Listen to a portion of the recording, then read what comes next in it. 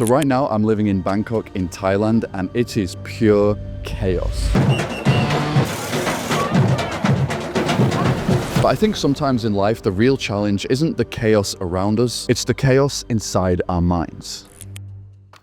So if I'm being honest, I get distracted way too easily. And this has been a massive problem for me because the way I see it, if you don't know how to focus or stop procrastinating, that could be the difference between building a successful business and building nothing at all. And I had this problem for years where I thought I was doing a lot of work because I was spending a lot of hours sat on my laptop, but then I'd get to the end of the day and I'd realize I didn't really get anything done. But then I read this book called Deep Work, which might have actually impacted me more than pretty much any other self-help book that I've read. So in this video, I want to tell you what deep work actually is and also give you 3 genuinely useful practical tips for entering what I call a deep work flow state so that you can get more work done in 3 hours than you used to get done in an entire week. But first, what even is deep work? So deep work is essentially where you enter a hyper-focused, uninterrupted flow state with 0 distractions. And you can think about it like this. We live in an extremely chaotic world. Everyone is distracted, everyone and everything is clawing for your attention. So because everyone else is distracted, if we can learn how to enter a deep work flow state consistently, in today's world, that's like a superpower. That's how you write a book, that's how you build a business, that's how you actually master a new skill. And it's also how you're going to be able to outperform virtually everyone.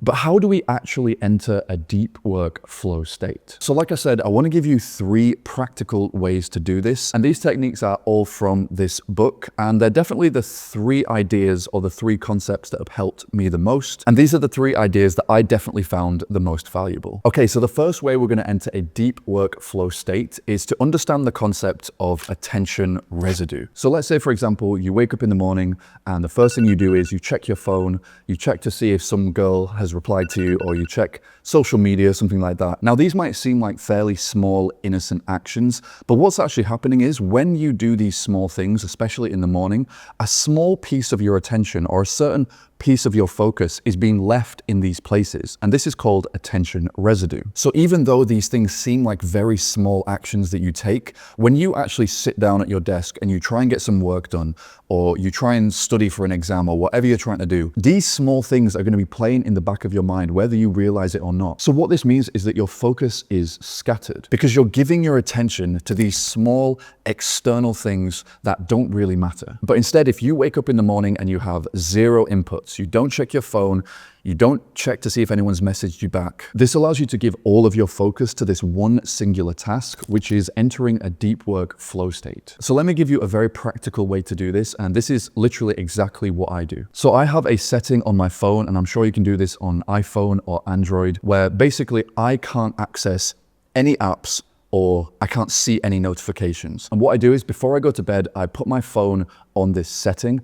And what that means is that when I wake up in the morning, the only thing I can use my phone for is to turn off my alarm and I guess to check the time as well. I can't see any messages or any notifications. And what this means is that when I sit down to work in the morning, I can give all of my attention and all of my focus to my work. And none of my attention has been stolen by bullshit and, meaningless external distractions. Okay, so the second way to enter a deep work flow state is probably my favorite concept in the book, and that is to understand the difference between deep work and shallow work. So you can think about it like this. A deep work task is a task that you need to get done that is extremely demanding or difficult or high leverage. So it makes a lot of difference to your business or your studies. So for me, if I'm making a YouTube video, my deep work tasks or my high leverage tasks are obviously going to be, sitting down and filming a video or scripting a video, for example. And if you're building a business, for example, these are going to be the tasks that are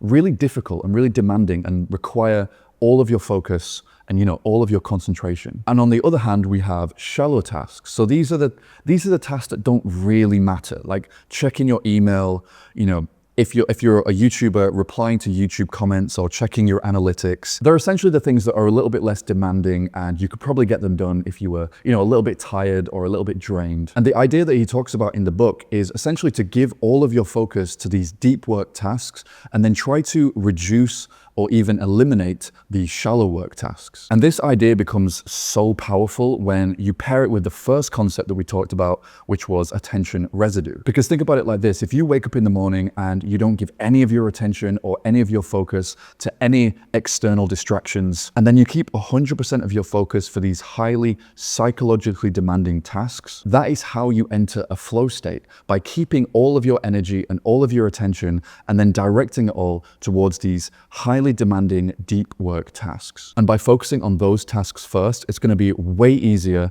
to enter a flow state. And the third and final concept, and I absolutely love this idea, is to treat your focus like an athlete treats their body. So if you imagine a high-level athlete training for a race, or a boxer or an MMA fighter training for a fight, they are not going to be binge eating like fast food in the evening or destroying their body when they're not training. And it's the exact same thing if you're trying to become a high performer in your business or in your studies. So it's crucial that we cut out anything that is frying your dopamine or destroying your ability to focus throughout the day, not just when you're trying to work. And I already know what you're thinking, that is way easier said than done. I guarantee that you have already tried to maybe delete social media or spend less time on TikTok. So I'm not going to give you any like basic advice like, oh, delete social media off your phone, because let's be honest, you're going to need to check your Instagram messages a week later and you're going to re-download it. It's just going to be a waste of time. But the way I like to think about this, and this has helped me a lot, is to basically cut out short form content. So stop watching Reels, stop watching TikToks.